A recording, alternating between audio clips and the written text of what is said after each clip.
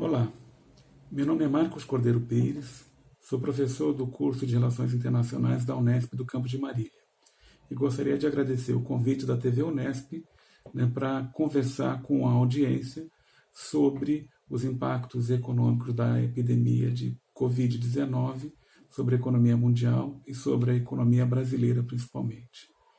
O primeiro aspecto, que a epidemia em si ela começa na China e ela já causa, num primeiro momento, uma grande destruição das cadeias produtivas, que tinham na China a sua sede. Então, antes da epidemia se espalhar para fora da China, a gente já sentiu os impactos aqui por conta da carência de uma série de componentes e produtos eletrônicos, que paralisaram atividades aqui. Essa paralisação na China, num primeiro momento, já começa a causar preocupação no mundo inteiro e já desde março se inicia todo um processo de recessão global que se manifestou profundamente, por exemplo, quando o petróleo caiu para os níveis que caiu. Posteriormente, quando a epidemia sai da China e se espalha pela Europa e pelos Estados Unidos, a principal medida de contenção da epidemia foi o distanciamento social e isso paralisou as atividades econômicas de diversos países. E, em seguida, isso também chega para o Brasil. No caso específico do Brasil, a gente está nesse começo do mês de junho, conhecendo os primeiros grandes impactos da pandemia e das políticas de distanciamento social sobre a produção. Temos uma notícia terrível com relação à queda da produção industrial. Em fevereiro, em março já havia caído 9%, e em abril essa queda foi de 19%. Ou seja, um impacto muito grande que vai se refletir por todas as cadeias. Isso a gente está falando com relação à indústria. Se nós observarmos o setor terciário, que é o principal responsável por criar valor no PIB brasileiro, a gente vai ter informações muito ruins.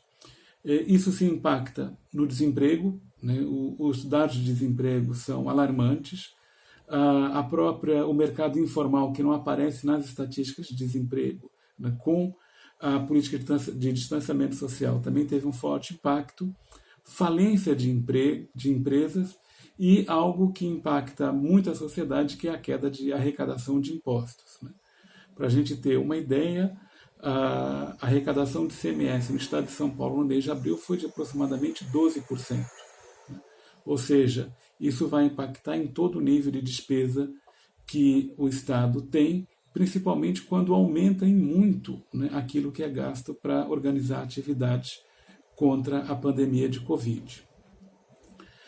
Uma outra questão interessante, do ponto de vista nacional, se estima que só o déficit relacionado com as despesas de Covid, de auxílio para os estados e ampliação do gasto, vai chegar a aproximadamente 500 bilhões de reais no fim do ano, e a dívida pública, que estava num patamar de 70%, se estima que vai chegar a 94% do PIB até o final do ano. Então, é um impacto muito duro que a gente sente na economia. A gente poderia se perguntar o que nós podemos esperar.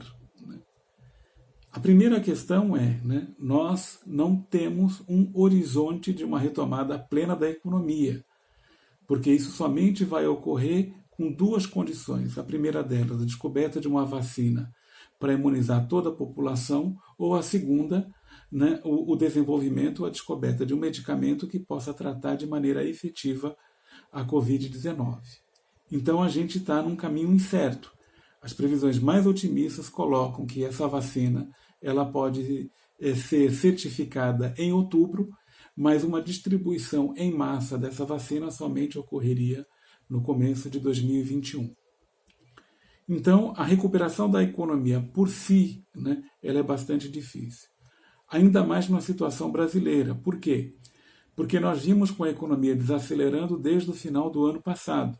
Nós já tivemos saída muito forte, mais de 30 bilhões de dólares das bolsas de valores. A gente já vinha com queda em preço de commodity. a gente já via numa situação bastante complicada, né? Agora, a pandemia piora muito isso.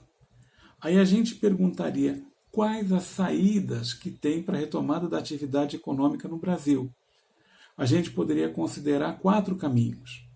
O primeiro caminho, né, seriam os investidores privados brasileiros, né, começarem a investir, né, criar novas empresas, comprar novas máquinas, comprar mais matéria-prima para ativar a economia e o emprego. Só que essa possibilidade ela é remota, porque mesmo antes da pandemia já existia a capacidade ociosa, o que implica que os empresários não vão investir para produzir mais coisas, sendo que não tem demanda para essas coisas. A gente poderia contar com investimentos externos, né? E é um cenário difícil também por conta não apenas da queda da demanda doméstica do Brasil, mas também com as incertezas relacionadas à forma como o Brasil lida com a pandemia e a própria instabilidade política que nos coloca à beira de uma ruptura institucional. A gente poderia ter um terceiro motor, que seria o comércio exterior. Só que o comércio exterior também ele é bloqueado na medida em que a recessão é uma recessão global. Então, por exemplo, o nosso principal comprador de produtos industrializados, que é a Argentina, ela está sofrendo as mesmas dificuldades que nós estamos sofrendo aqui. O que salva a economia ou as exportações brasileiras, né? É a exportação de commodities, minério de ferro, soja, carnes, pasta de madeira para a China. E é isso que garantiu, no mês de maio, um superávit de 4,5 bilhões de dólares, né, nas contas externas do Brasil. Fora isso, a gente teria também muita dificuldade. Então é difícil imaginar que a gente alavanca a economia brasileira a partir de bens básicos, porque a geração de emprego nesses setores é muito pequena. Só restaria um caminho, mas a adoção desse caminho pressupõe uma mudança de mentalidade no governo brasileiro, porque até aqui o governo se mostrou ultraliberal, né, e ele tem por objetivo retirar a participação do Estado de todos os segmentos da economia. Então teria que ter uma mudança de percepção do próprio governo. Por quê? Porque pressupõe aumento de gasto público, aumento do endividamento do gasto do Estado e também a emissão líquida de papel moeda para ativar a economia. Parece absurdo?